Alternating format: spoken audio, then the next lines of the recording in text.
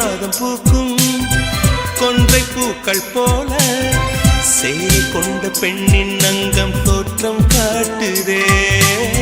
தாஜ்மஹாலின் வண்ணம் மாறக்கூடும் பெண்ணே, மின்னும் உந்தன் கண்ணம் இன்னும் வண்ணம் கூடுதே. நிறமுள மலர்கள் சோலைக்கு பெருமை, நீயுள்ள ஊரில் வசிப்பது பெருமை. 100 கோடி பெண்கள் உண்டு உன் போல் யாரும் இல்லையே, ஆனால் கண்ணி உந்தன் கண்கள் கண்கள் மட்டும் காணவில்லையே.